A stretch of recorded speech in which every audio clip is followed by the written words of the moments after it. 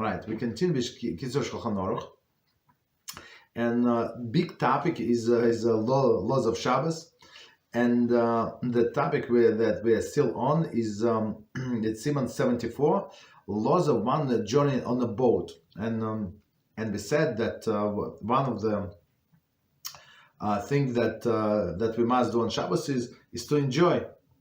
So, if a person does not feel good, like when somebody is sick, so for sure it's not enjoyment. So we said don't go on a boat for the sea voyage 3 days before, right? Because you're not going to have enough time to acclimate. So if it's more than 3 days, so I mean, right, it's maybe, but you get used to. Unless, as I think we had a question from somebody, if person never get used to, like there are some people, right?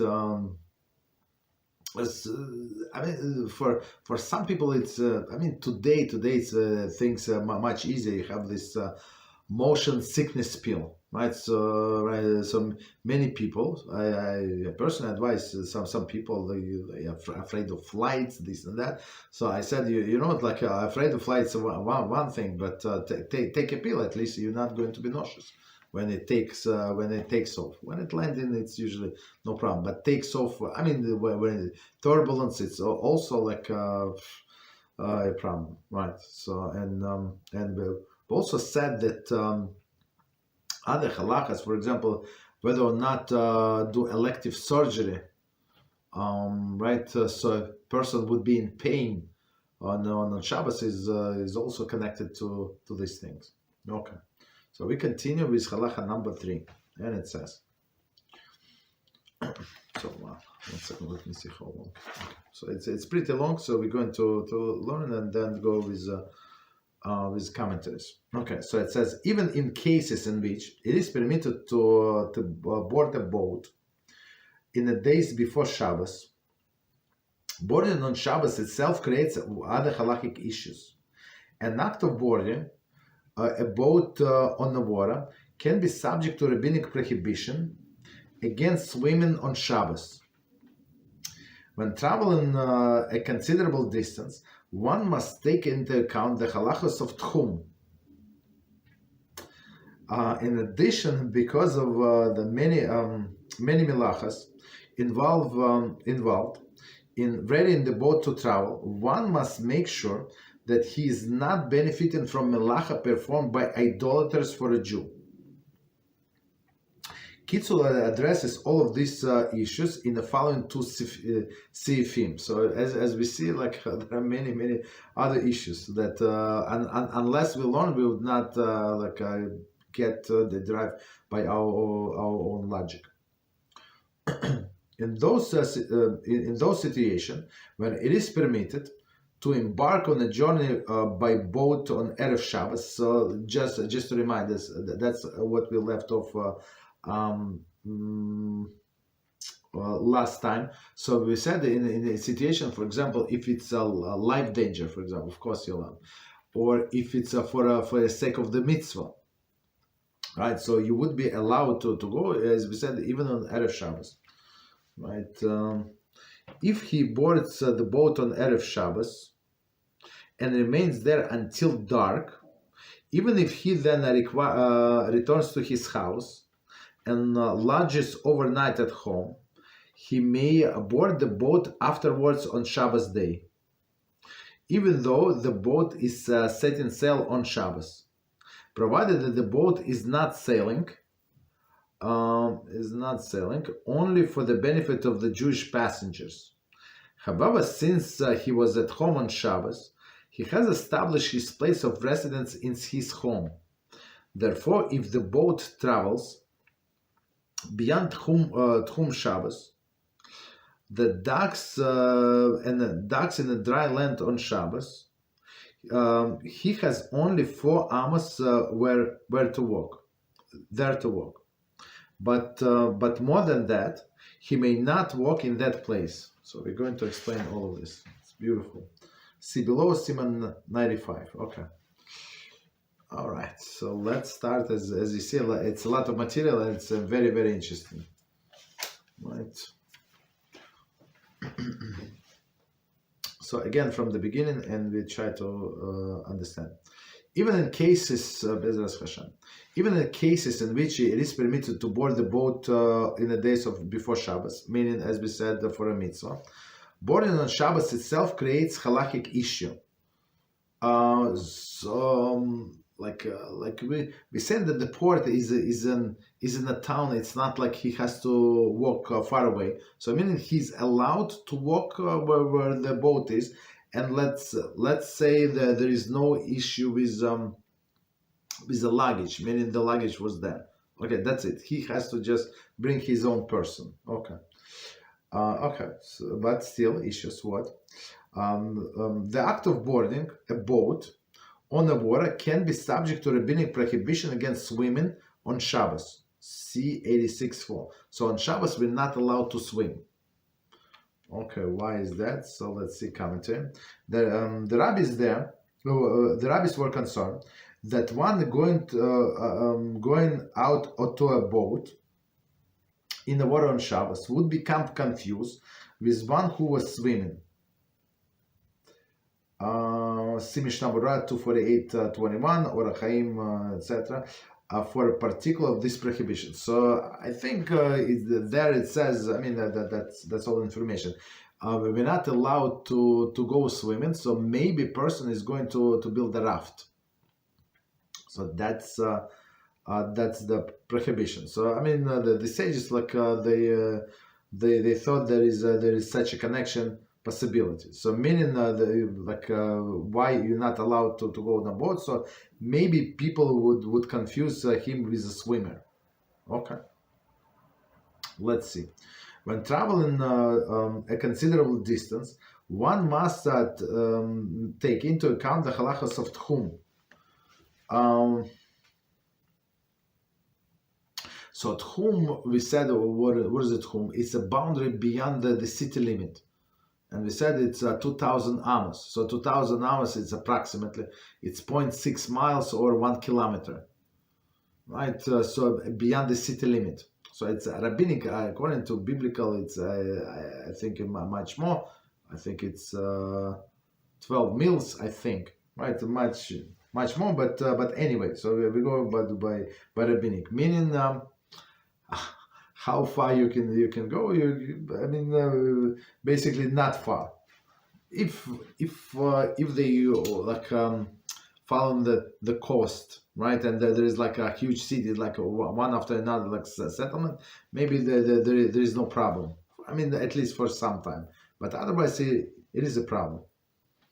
Okay, so tchum, right? So you're not allowed to walk beyond the tchum and tchum Shabbos, and same you're not allowed to move, even on a boat. Okay, so it was number 12. Continue. In addition, because of the many melachas involved in readying the boat to travel, one must make sure that he is not benefited from melacha performed by idolater for a Jew. Right, so meaning what? Meaning that there are other important people and other important non-Jews. So this crew of non-Jews are going to work for them. So I'm just there. So I mean, right. So of course maybe they prefer not to have Jews and prefer to have other non-Jews. But I'm there and I'm paid customer or something.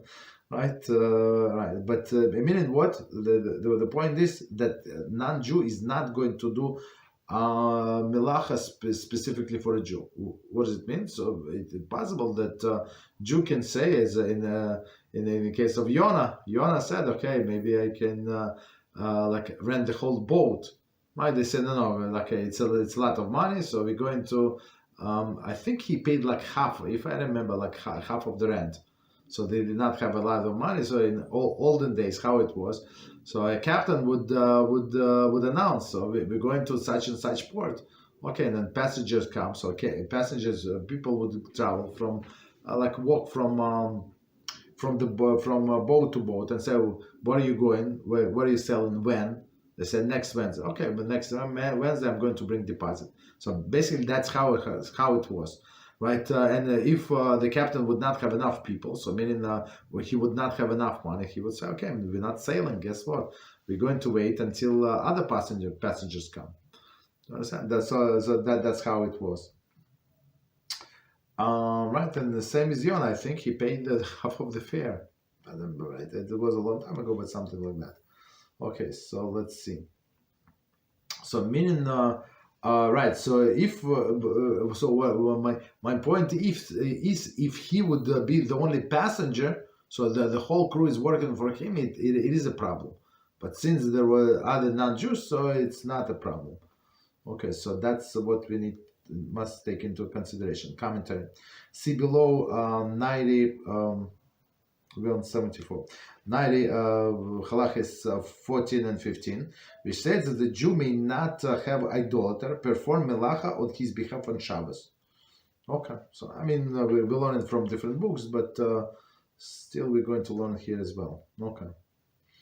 Okay, so the Kitzur is going to address all of these issues to Seifim. So it was the introduction. Now we're going into Kitzur. In those situations when it is permitted to embark on a journey by boat on Shabbos, right? And here it says a very good example. We also spoke last time about this example. Is a river trip. So it's a river more or less quiet. We said there is no problem. There is no wavy. Most likely, person is not going to get seasick. Okay. Right, river trip. Regarding embarking on for a mitzvah purpose, see Chaim, cited next Sif. Okay. So I got it. So two reasons why we are allowed to embark on even Erev Shabbos, even like Friday, like Friday afternoon or Friday morning, for the mitzvah purposes, and even if it's or if it's a river trip. If he boards the boat on Erev Shabbos, so Erev Shabbos meaning let's say 9 in the morning, right, and remains there until dark. Okay, so until dark, until Shabbos starts, right? Commentary: he should remain there for the duration of Bein HaShem Ashos. Right, so. Don't remember if we learned it. Okay. So let's just remind us. So a person establishes his location on Shabbos based on his location, based on his location during the Beis HaShem Ashos. Beis HaShem Ashos is from a sunset until the nightfall, and plus it was the intention that I want this place to be my base. Basically, it could be his house, it could be somebody else's house. He's visiting somebody. It could be any place, right? So basically, he went to the boat, and he was there right on the whole Bein HaShem Ashos, from the sunset until the dark. Okay. Even if he then returned to his house and lodges overnight at home. So the way I see it, so also logical. It was started to rain very hard or very windy. So the captain said, "No, we're not going to go now. We're going to go tomorrow morning." Okay. So what is this person is going to do, like on a boat, like if they just in a port? Nothing.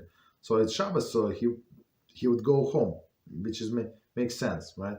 Even he then returns his house and lodges overnight at home, meaning the Shabbos night. He may board the boat afterwards on Shabbos day. So the captain said, we're talking about non-Jews, right? The captain said, today's windy, today's raining. Guess what? Tomorrow 9 a.m. I look at the stars. I look at weather.com, and it's going to be good. Okay, so we're going to go right. We're going to sail tomorrow. So meaning Jew went home. He established his location on a boat when the Shabbos started. Then he went home, and now he returns back on a boat. Right. So it says that he may board the boat afterwards afterwards on Shabbos day, because he's returning again. Remember, even though the boat is setting to sail on Shabbos. So, like before that, we said sailing on Friday, on Erev Shabbos. That was right the most lenient. But now we have we said no, the boat is going to sail on Shabbos itself. But again, because he established his location, we allow him to do that. Right. And on Shabbos commentary, by stating that the boat, but staying in the boat at the start of Shabbos, it is as he took up the residence there, and the boat can be considered his home for that Shabbos.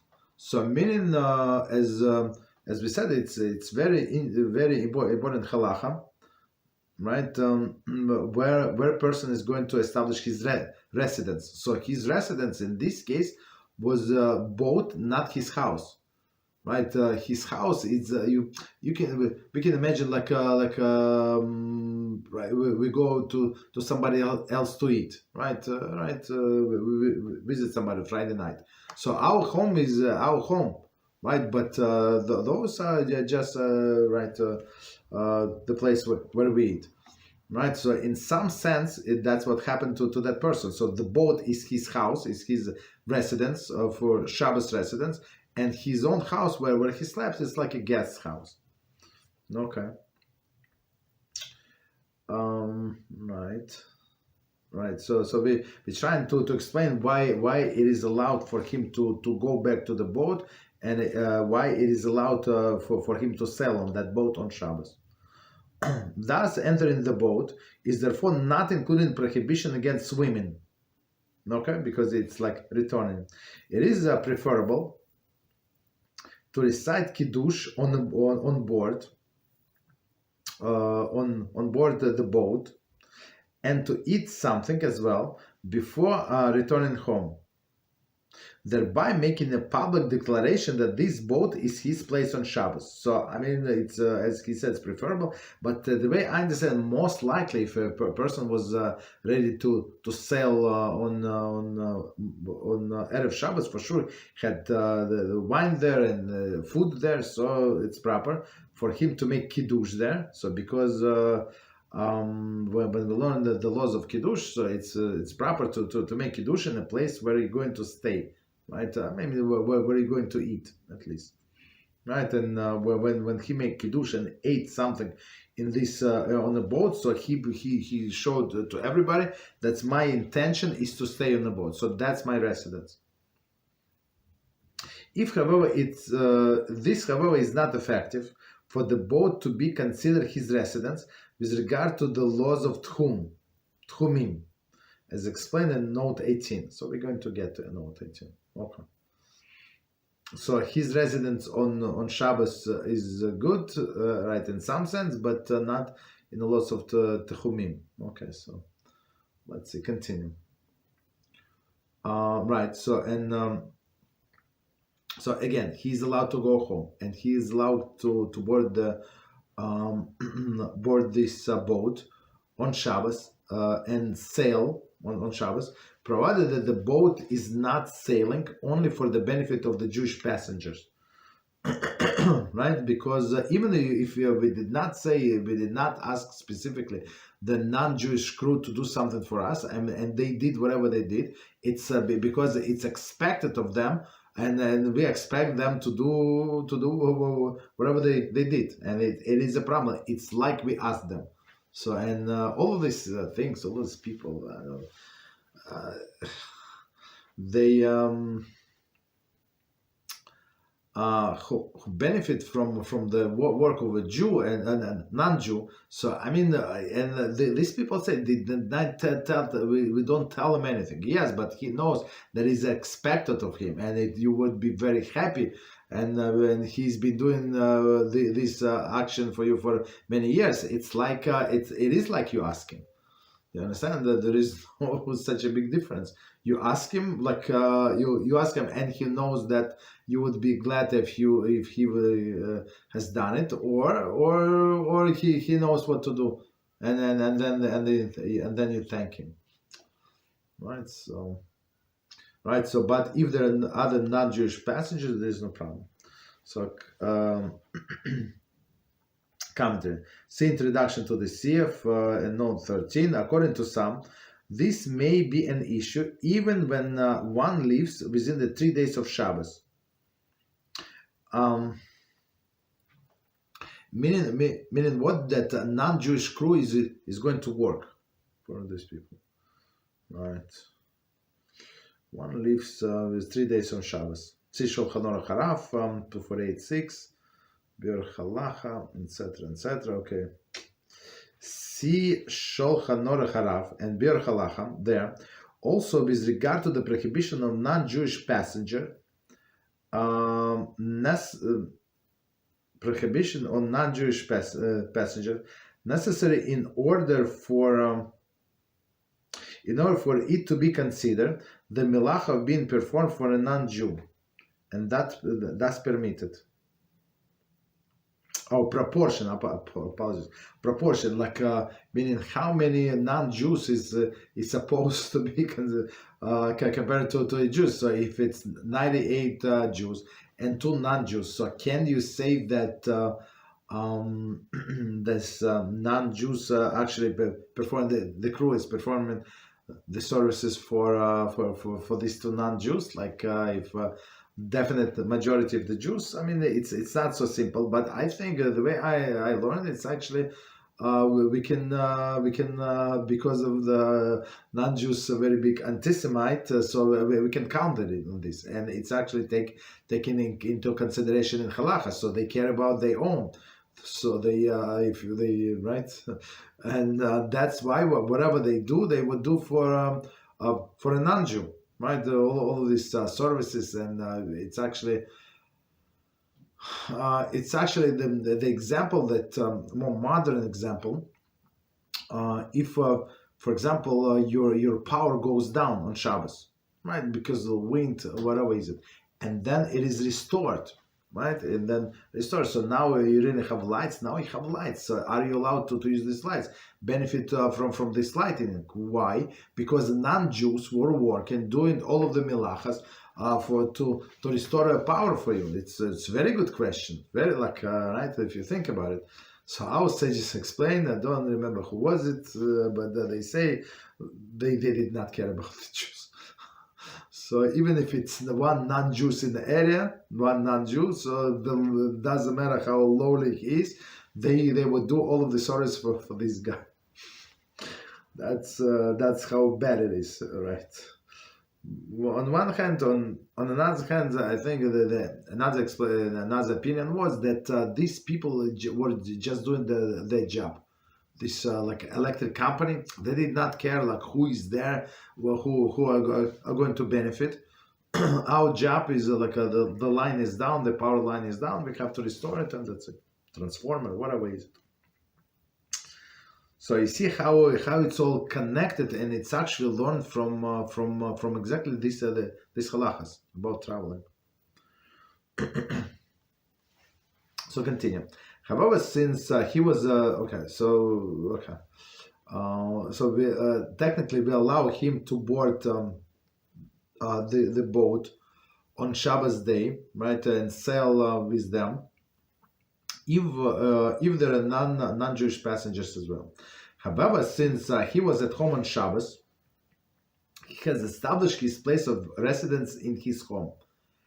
So it's not so clear why is that. If he would make a kiddush for sure and eat something on a boat, right, and go home, it would be very clear that his intention is my residence is here, but guess what, my bed in my house is more comfy, I'm going to go sleep there.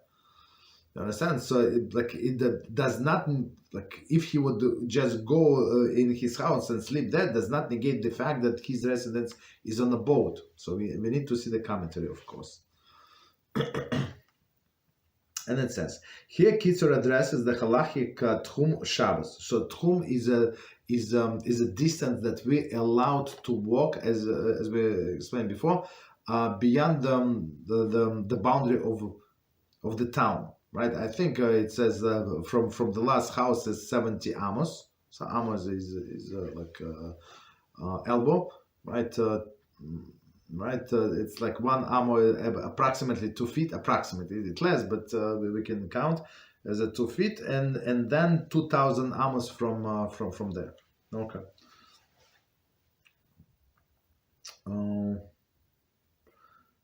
So again, so beyond that you cannot walk. But if you live in a big city, you can walk, right? So and sometimes one city goes into another city, right? They're so close to each other. So some like you're on the main street and you walk on the main street or drive on the main street, and now you see like the different signs. So like before it was blue, now it's green. And so what happened? Oh, you're in different town.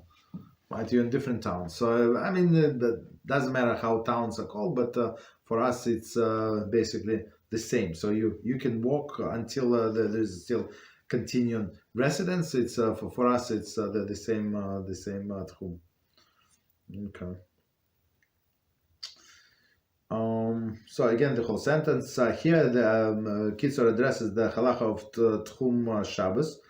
The distance beyond which one may not travel on Shabbos, as it applies to one to this case, meaning right. These laws are complex, and the reader is referred to Siman 95 for the more complete treatment of the law of Tchumim. I mean, right? I mean, it is complex, but in nutshell, that's how I explain. I think that's right. That's what it is. In brief, okay, here we go. In brief, the laws of Tchum generally limit distance that one may travel on Shabbos no more 2,000 amos. Right, 2,000 amos, he said it's between 0.6 and 0.7 mile, right, or 9.6 or 1.15 kilometer, right? I mean, I said 0.6 and 1 kilometer just to make it round. Okay. See Appendix A. Okay. For the boundaries of halakhic definition, for the boundaries of his halakhically defined residence on Shabbos, right? So meaning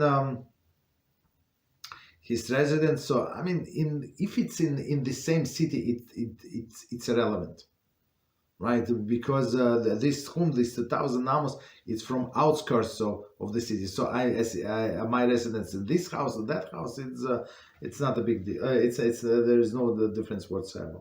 So okay. So this 2,000 amo area is known as Tchum Shabbos. Okay. In our case, since that he leaves the boat, and some point on Shabbos, his defined residence is on land. His defined residence is on land, and his at his place of departure. I'm not sure. Like, I guess. I mean, it's for me. It's not so straightforward. If he did not intend to go home, for example, or he was planning to stay here, and captain said, "No, you know what, Mr. Jew, we changed our mind. We're going to sell only tomorrow." Right? That's it. So I mean, his intention was that he's not going home. Okay. Right, but okay. So continue. Although one's residence is normally defined as at the beginning of Shabbos. Oh, here we go. Nevertheless, in this case, since there is no tchum above 10 tefachim, there is no tchum above 10 tefachim. The fact that he was on a boat on the onset of Shabbos does not create Shabbos residence on a boat with regard to the laws of tchum. See below 9518. So we have to explain that, and that's actually the answer to my question. I completely forgot about it. So if the residence is something that is attached to the ground.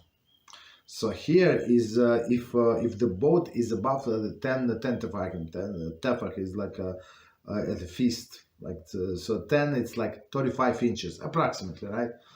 So if it's that deep, if the boat is like standing that high from the bottom of the river. Let's say, so meaning that the laws of Tchum does not apply. So meaning what? So technically, if it's in deep ocean, so they can continue, not at all in a river, deep river, so they continue travel. And right, and he cannot establish his residence, right, if it's above this 10 tefachim. So again, the beginning. Nevertheless, in this case, since there is no Tchum about 10 above 10 tefachim, right, the fact that he was on a boat at the onset of Shabbos does not create Shabbos residence. Okay, so that answers our question. So that's the boat is a different story. Again, if it's deep enough, I mean, it's at least like, is it deep? I think it's deep, right? I mean, it depends on the boat. Some boats like right, maybe a river boat, maybe it's not that deep, right? Depends on the boat. I mean, it's not boat the deep, the water under the boat is deep. Okay. So number 18, continue. Therefore, if the boat travels beyond that Tchum Shabbos and docks on a dry land on Shabbos, he has only 4 amos there to walk, but no more than that. He may not walk in that place. So meaning even if they dock in a different port on Shabbos, so he cannot get off this this boat and go to the dry land on Shabbos. So for example, they came to another city. For example, they were in a sea, let's say, and they dock in a city, in a big city where a Jewish population. So the person said, "Oh, 5 in the morning, perfect time. I want to go pray with a minyan." Guess what? You cannot. Right? You cannot go there. Okay. So commentary says, the boat travel itself is permitted since it's traveling above the 10 tefachim from the riverbed. Okay. So travel on a boat is there is no problem. So 10 tefachim most likely, right? Riverbed. The height on which at which the prohibition Tchum does not apply. So I mean 10 tefachim or higher or deeper, right? From the riverbed until the ship. Okay. Right. So it says so again 10 tefachim from the riverbed, the heights at which the prohibition Tchum does not apply, meaning that they can sail as far as they want to. Nevertheless, since his original place of residence was no more than 2,000 amos away from reaching the land, he is limited only to 4 amos. Right? So 4 amos, as we said, it's approximately 7 feet or approximately 2 meters, approximately. Which is the area in which one who has left the Tchum on Shabbos must normally remain. So meaning, so in some sense,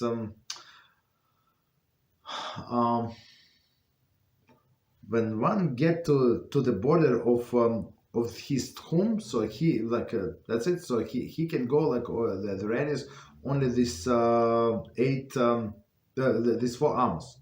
4 amos. That's it. It's like his personal space. So in some sense, because he in some sense at the end of his Tchum when the boat travel, so there is no Tchum, meaning there is no Tchum, there is end, meaning so from so he cannot go to the dry land. He can walk only 4 amos. Right, 4 amos is not far enough, of course.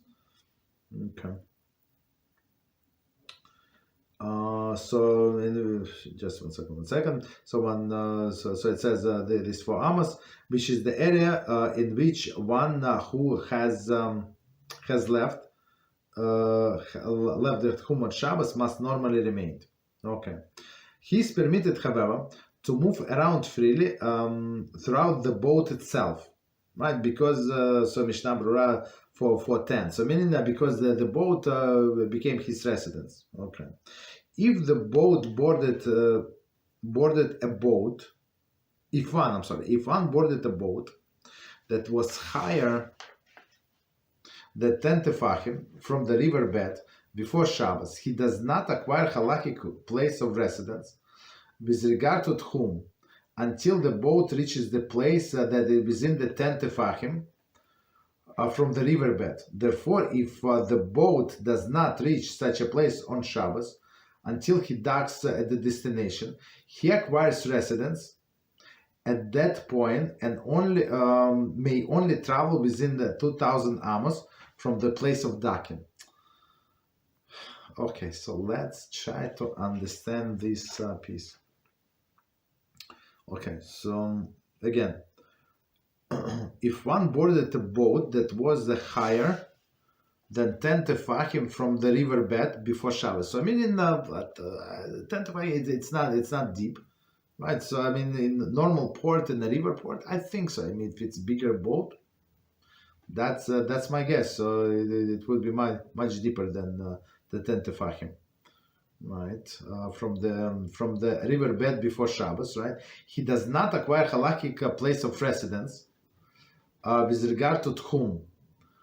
So I mean, in some sense, it is his residence. The boat is his residence, but it's not his residence in regard to whom, right? So because there is no like place. So okay, there is no established place. Whom until the boat reaches the place. That is within the 10 tefachim, meaning it's much shallow from the riverbed. Therefore, if the boat does not reach such a place on Shabbos until he docks in destination, so it's a bigger boat and he tried to avoid all of these shallow places, okay, which is normal, right? Destination. He acquires the residence at that point. And may travel within 2,000 amos from the place of docking. So meaning if it's one